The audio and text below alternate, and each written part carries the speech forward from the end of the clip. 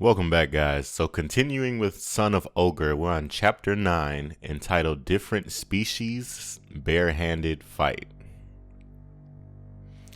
So I believe in the last chapter, Baki was still fighting that praying mantis while showing that kid just what Baki's mind was capable of, which was a huge testament to what's necessary to become, I guess, the world's greatest fighter. You need to be powerful in body and mind, and he's showing him what the effects of the mind can have on the body, which was awesome. Alright, once upon a time in China long ago, there was a monk called Zhou Yamen. One day in a forest, he was busy watching an unexpected thing. Sparrow versus praying mantis. What a fight. Like, for that sparrow to descend low enough to have to fight this praying mantis. I wonder what the reason would be. Yamen's predictions were completely off. The one who was the lightweight mantis, Yamen, fascinated by the mantis's strength, studied the way the mantis fight, and finally created a Kempo. That Kempo was called, naturally, Tang Lang Quan.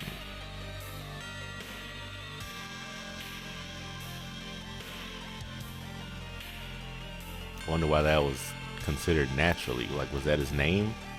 But, I mean, I guess. So now we're back to Baki, I guess, using this Tang Lang Quan. He's illustrating to this young child that he can fight imaginary opponents as though they were real.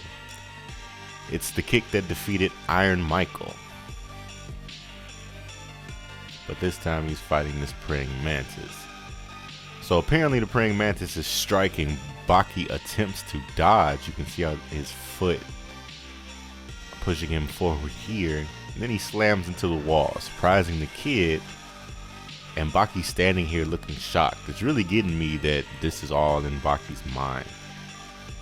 Baki-san looks strained. I can't see what Baki-san's mind has created. The imaginary mantis that strains him. His face moved. He's looking upward. Just what monster does he see? He said he made that mantis weigh 100 kilograms, so it must be huge.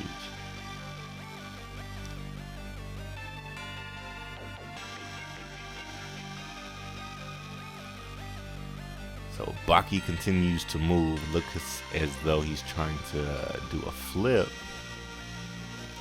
Yeah, he flips off that spot that he was slammed into the wall. Now remember, he created all of this with his mind, but there's an actual indentation in this wall, like he slammed it.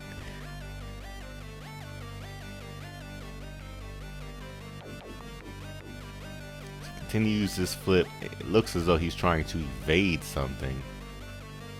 He continues backward and then lands back with his guard up. It's just like Baki-san said. The 100 kilo praying mantis is stronger than a 200 kilo tiger or lion. Stronger by far. This is astounding that Baki is actually fighting this thing. This is an excellent image. So Baki's in the air throwing a kick. And again, we still can't see this mantis. But Baki looks concerned. Looks like the mantis caught him. He caught that kick. And Baki's pressing up against the mantis that has his foot locked. Incredible. What's that? Can't be that he was caught. Yep, so now we see exactly how this mantis has him caught by the mantis. So the mantis, goodness, it's biting his left fist, gripping his left foot, as well as his looks like he might be trying to press away with his right hand. Okay, but it also has one of these claws wrapped around his entire torso as well as one of his legs. So he is in fact caught, and it continues to go down. So Baki's screaming. and he lands a knee to this thing's neck. So hopefully that'll do some damage. It reached the chin. Clean hit.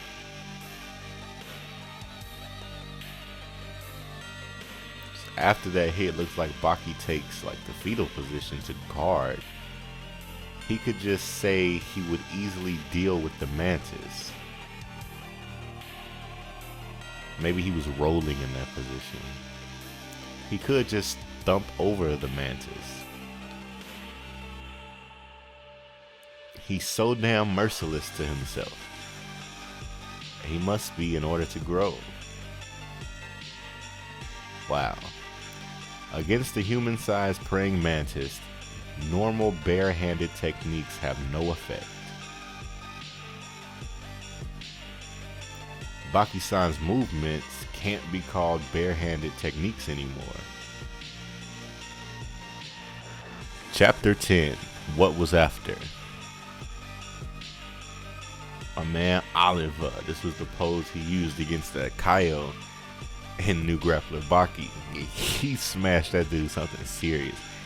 Inside the dimly lit room, Baki-san is moving, attacking thin air, defending against thin air, which attacks him.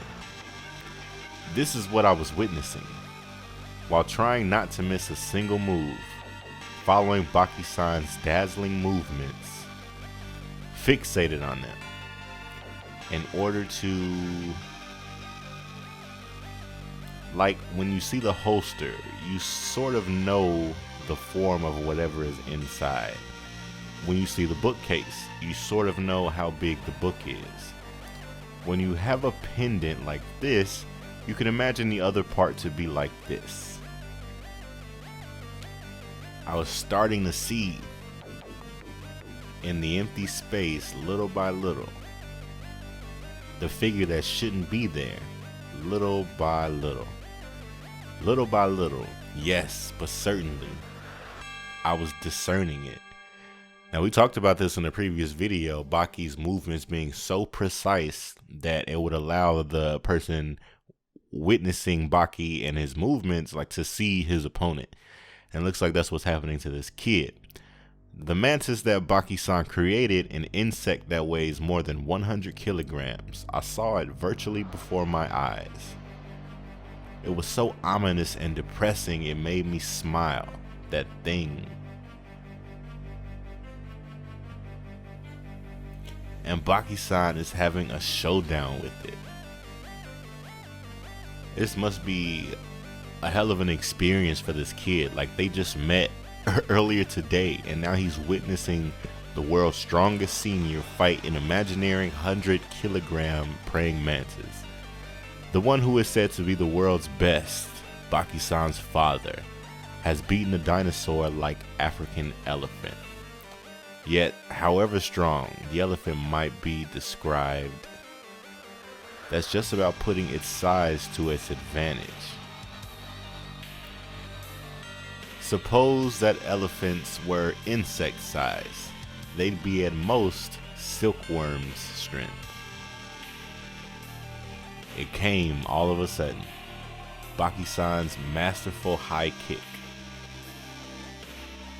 The speed, the timing, all undisputed, all undisputable. A precise hit.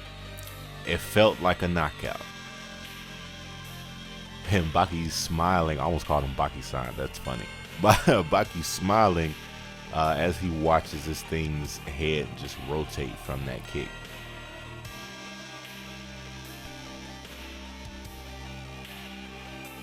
Goodness. So after he landed that kick, the next image we get is Baki flying back into the wall.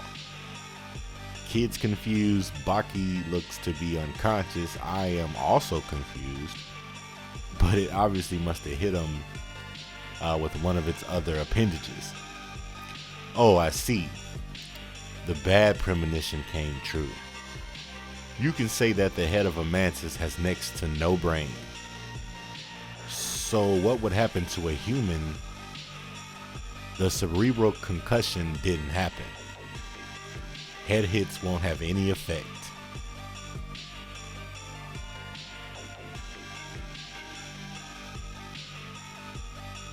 Baki continues trying to wreck this thing, puts it in a headlock. Yay, never let go of it. And this thing just gets ready. What the hell? So this was the crazy fight between Baki's imagination and Baki himself. Baki versus a 100 kilogram pain. Baki versus a 100 kilogram praying mantis. And the outcome is yet to be decided. So Baki's mind isn't going to let him just easily, attain this victory. It's going to make him work for it. So I'm eager to see how he's going to best this almighty fighter of the insect world. Leave a comment below if you think he'll get through it or how he'll manage to defeat this insect. Hit the thumbs up on this video if you're a fan of the Son of Ogre manga or the Baki manga in general. Share with your fellow otaku. Subscribe if you haven't already done so. If you are subscribed, please share with at least one of your friends. Let's try to continue to grow the community. Check the link in the description for the next video. Hit the thumbs up, and as always, otaku for life.